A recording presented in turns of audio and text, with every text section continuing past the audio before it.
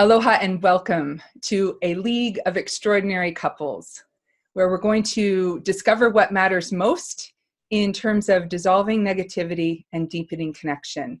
And today I am delighted to bring about two amazing people who are in a long-term partnership. And I'm not going to really go into that. I'm going to let them introduce themselves because that's part of our interview journey here. But we have Charlie and Linda Bloom here, and they're working on their 5th book, I believe. Lots of information out there in the relational health world and how to really do this wonderful thing called love. So without any further ado, I would love for you two to introduce yourselves by telling us a little bit about how you met. And whichever of you would like to start, I turn it over to you.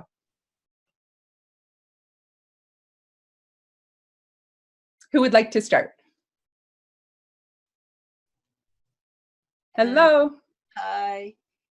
Hi, there's Linda. Could you hear me? Yes, I hear you. Okay. Tell us a little bit about how you met. We were college students in Boston. We were hippies and flower children and going to college in Boston in the 60s. So we go way back to bell-bottom pants. We've been together 50 years now. And we had a mutual friend who had a barbecue at his house. And so we were there, and I eyed him across the room and went and introduced myself to him. And we have been together ever since. And I'm really glad. That was an important day in my life. That was a life-changing day. Beautiful. So it sounds like you initiated, you went across the room, eyes met. How about for you, Charlie? What do you remember about that momentous day 50 plus years ago? God, you make me sound so old. It's a reverence. It's a sign of honor. Yeah, that was 1968. Definitely was a transformative moment. Had no idea that 50 years hence we would be together. That was not necessarily my intention at the time. But as they said in the Godfather movie, Linda made an offer that I couldn't refuse. And she's been making the offers ever since. And, you know, I haven't refused too many of them. Wonderful, wonderful. Well, from what I can surmise, I would say sense of humor is part of the glue that keeps you two together. Oh, yes. Would you say so? Oh, yes. I think it's an essential ingredient. That's very astute of you, Amy, to pick that up, because that actually is an incredibly important aspect of all relationships. Yeah. And it can be cultivated. There are people who think, well, you know, I just wasn't born with that gene. Yeah, but you can develop it. And it really is highly underrated in terms of relationships, because, as you know, we all know, stuff is going to come up and it's not always going to be fun and games. And if you don't have some humor occasionally, not all the time, but if you don't have a humor to meet some of those challenges, life can get kind of grim. Heavy. So what I hear you saying is it's essential for us to learn that if it doesn't come naturally to us, that sense of humor to help us face life's challenges in the relationship. Yeah. Well, Absolutely. we have a big growth orientation. So to cultivate ways of being has been really important part of our growth path and what we have to offer. And we particularly believe in stronger at the broken places. Yeah. It's about using the ordeals and using the arguments and using that which is difficult and perplexing, because we all come in with, you know, wounds from our family of origin or previous adult relationships, and there's going to be a ton of stuff that's going to come up. And when you have a strong commitment and when you have closeness, more stuff is going to flush up. And so that's big opportunity for growth if you use it well. Yeah. Particularly the differences. You know, we are very different. We've got the same Especially differences. Linda. We're very different. She's really The same differences we came in with 50 years ago, but we've learned how to make a big space. Do you know? Yeah, I do know. And what I hear you saying, it reminds me of that story of that welders say, you know, when the metal is soldered back together, the piece, the integrity of the whole is actually stronger in those places where it's been brought back together. Right. So, yeah. Same thing happens when a bone is broken and it heals. It's stronger at that junction. Yeah. Great. So I'm getting a little taste of what makes your relationship extraordinary. First of all, I want to highlight the obvious. 50 years. Wow. And I say that with the utmost reverence and respect, in a way of honoring the commitment. And, you know, I think that's somewhat contrary to our dominant culture idea of disposability. And so tell me a little bit about how you do that. Well, I wrote with Charlie book number 4 about a very difficult period that we went through. And the subtitle, the title is That Which Doesn't Kill Us. And the subtitle is How One Couple Became Stronger at the Broken Places. So if you have an orientation that you use everything that your relationship flushes up as a growth opportunity for yourself, that's a mighty commitment to make. Because sometimes it sure looks like it's all about them, you know, and it's all their fault. And I was convinced for a while, when we were going through this difficult period, when he was on the road, when the children were small and he was working so hard, I was convinced that he was the betrayer and he had broken the agreement that we had. We were going to mutually support each other's career development and bring the kids up together. And I felt like a victim terribly. And I had to keep coming back to this orientation about, I have something to do with this, and I can work out my commitment muscles. It's taken more of me. This is my marathon. It's taking more of me than I ever thought I was going to have to come up with, but I'm going to see what I can do and see if I can hang in there. And so it's actually become a foundation, a real cornerstone of the work that we teach. That want to have the happiest life and the happiest relationship, there's some dues that are the price of admission to get there.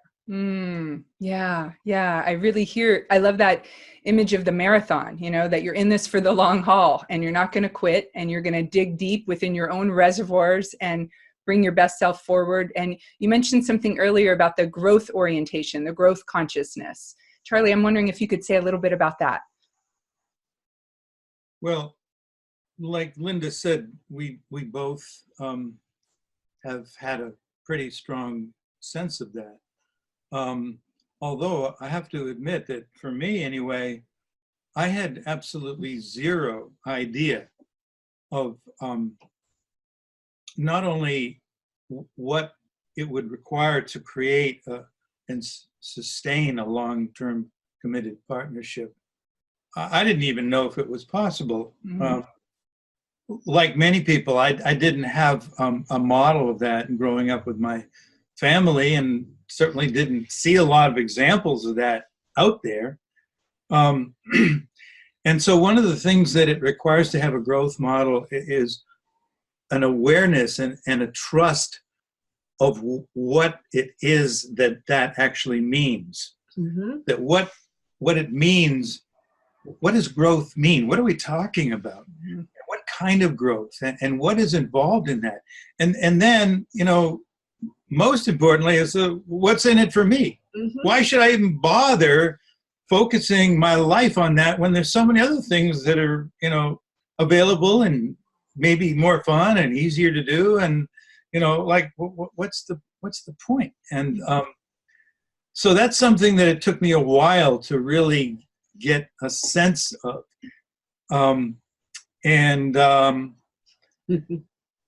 When you know, there's a saying that when there's a clear answer to the question of what it is that you really in your heart of hearts really want, then you will find the ways in which you can achieve that.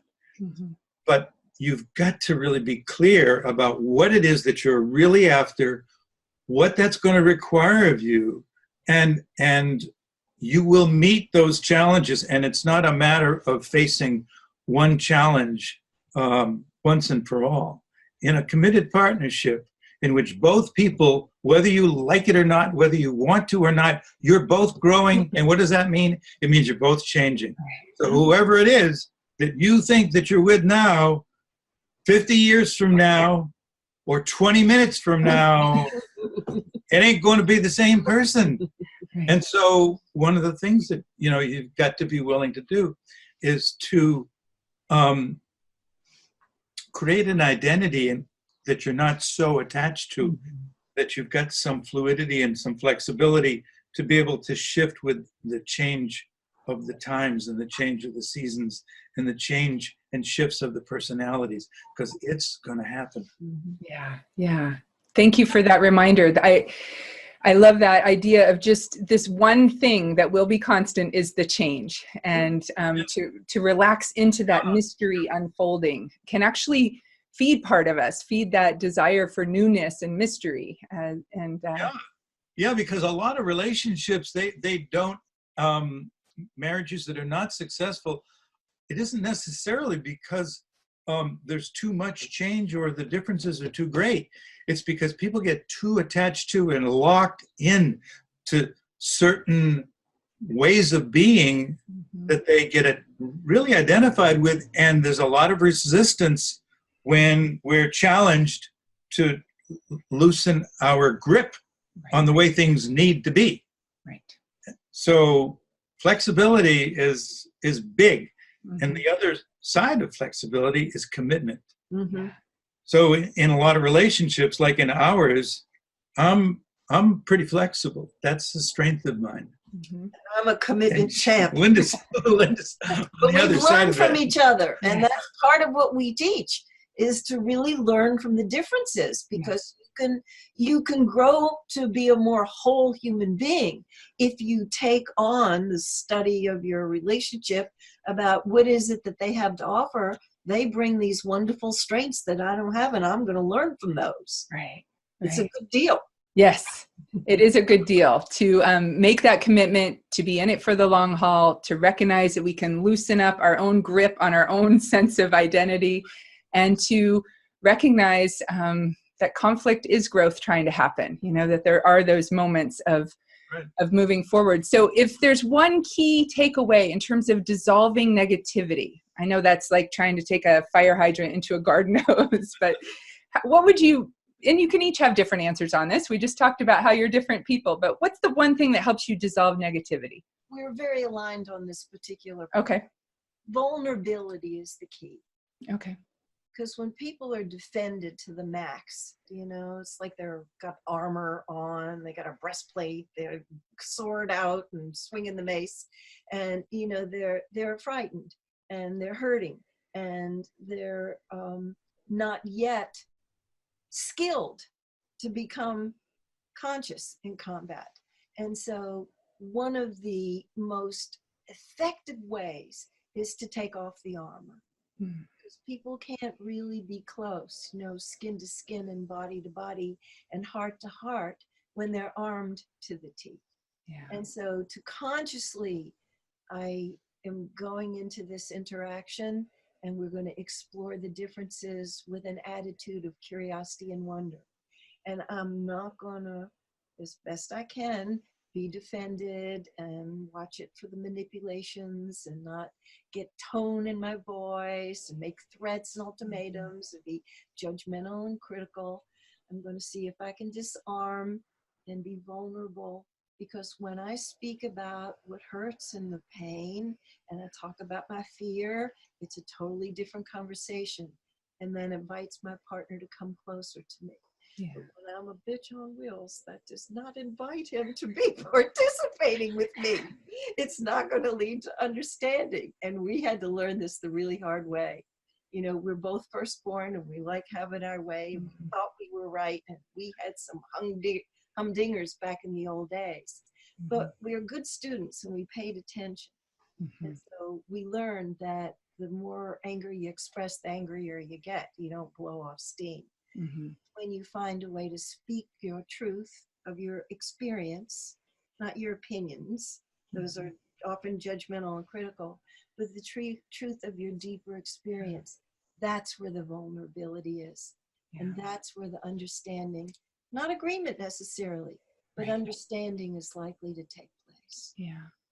Beautiful, beautiful. The undefended heart, the undefended presence of being able to connect through the vulnerability without the, what did you say? The bitch on wheels. The bitch on wheels is not going to get you where you want to go, right, Linda? Right. You might have a little cheap thrill of feeling powerful, but Yeah. Tremendous. So it's better to skip that part if you can. Yeah. The other thing that's so important is we're going to lose it sometimes, and so to be champions of repair. Mm-hmm. Really learn how to make a thorough apology. Right. And what I've learned from this, and I'm so sorry, and I'm so sorry that I hurt you, and going forward, I feel empowered to do it better next time. Right. And to learn how to cultivate forgiveness, to let go, and to be willing to turn the page, that learning has taken place and we don't have to keep making the same mistakes. Right. Right. Go on, make new ones. Good, good. How about for you, Charlie? Anything you'd add to that dissolving of negativity? Or does that feel pretty covered? I'm not sure I'd use the term dissolving negativity. I think it's more about coming to terms with the inevitability of negativity, because it's going to come up. Okay. You know, negativity, what negativity really is, how it shows up in relationships is it's a resistance to what is. Yeah. It's a refusal to accept reality. Mm-hmm. And so we argue with it, or we argue with our partner, or we try to change it. And I'm not saying that, you know, we should just be resigned to living in a negative space at all. Right. But in order for anything to change, it has to first of all be accepted. Mm-hmm. You know, like, hey, we got a problem here right now. You know, we're at issue about something that we're both feeling very strong about. And with the emphasis on the we, not the you. Yeah, not a lot, you know, finger pointing generally doesn't help a lot, but we're going to do it anyway. Mm-hmm. Even though you know better, you're still going to have your moments of blaming your partner. Mm-hmm. It's still going to feel like it really is this time their fault. That's why repair is so important. Mm-hmm. Because it's fall down, get up, fall down, get up, begin again, begin again. Right. Yes, the people who are really interested in preventing breakdowns from occurring, they're going to have a tough time. Mm-hmm. Because you can definitely minimize them, and you can also diminish the frequency with which they come, and you can increase your efficiency in clearing them up. Right. So you can definitely, you know, go from having a relationship that 90% of the time, you know, there's negativity, to one in which it, you know, it maybe comes up every 3 weeks or something for 15 minutes. Right. You know, that's, to me, that's success. Yeah. I'm real happy if I can really, you know, diminish it to the point where I barely notice it because it's just a blip on the screen. Mm-hmm. And we both lived in times in which it's been way more than a blip. It's been like an ongoing presence. Yeah. But one of the things that we try to give people some awareness of is the possibility of, if not eliminating it, at least bringing it down to a level where it infrequently shows up, and where you know how to work with it, how to deal with it, how to accept it, and then how to let me just shut this off. Sorry about that. Thanks. So yeah, to accept it, and then once you accept it, then you can ask the next really important question, which is, okay, what do we want to do now? Mm-hmm. What is my intention here? What is your intention? What are we committed to right now? We've got this issue here. Mm-hmm. It's here. Mm-hmm. We're not going to be able to make it go away, you know, automatically, but we can engage with it in a way in which it can maybe become, to use your word, dissolved. Yeah. But we got to be there with it. Right. One of the things that we are finding when we're working with couples and when we're teaching our classes that we emphasize is how to head off some trouble at the pass, and to do some preventive care by having regular check-ins. Yeah. And, you know, I don't think daily practice is too much in that department, but at least once a week.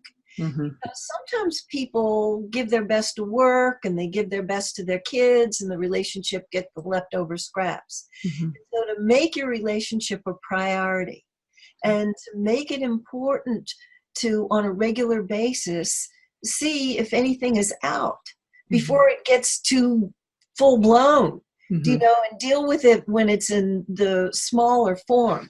And we refer to the incompletions, about the things that people haven't dealt with, you know, and they mount up. And then when you get grumpy enough, that's when you're likely to lead to fights. So if you're making your relationship a priority and you're tending to it, so you're taking care of things before they get so out of control, and you're making sure to have plentiful time where you're enjoying each other, you know, with some appreciation and gratitude for having this wonderful person in your life, it isn't candy coating the cess. Right. You know, it's not denying that there are difficult challenges in every relationship that do need to be attended to. But even in those dark times, there's always that which is wonderful about the relationship. Yeah. So to emphasize that which works and to express appreciation and gratitude for having this person in your life and all the things that are wonderful about it. We find this consistently when we teach, that people don't do their gratitude list with each other, not nearly enough. Well, you are giving us a wealth of information about the inevitability of the heated moments, the conflict when it does come up, and the importance of being present with and accepting what is going on, turning toward each other with that undefended, unguarded heart, that presence, and the importance of repair and developing that resiliency over time, and then noticing the frequency is dropping, the intensity of those interactions become less frequent, less intense, sometimes imperceptible. But when they do come up, being able to turn towards and heal that. And then what I hear you saying, Linda, is really to bring in the good, to bring in the gratitude, bring in the appreciations, bring in that sense of humor and have fun. And you know, I feel like we're touching the tip of the iceberg here as we wrap up our interview, but that's basically it. I mean, in an essence, is there anything else that you would add to that before we wrap up our interview? The power of intention. Okay. Because at the beginning of the remarks, you want to get off on a good foot.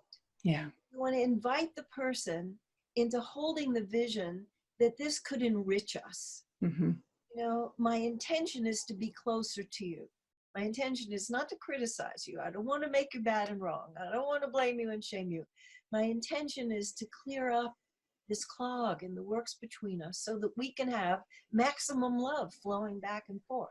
And we call that appealing to their enlightened self-interest. Because everybody wants to be happy. Everybody wants to have ease and harmony and joy in their life.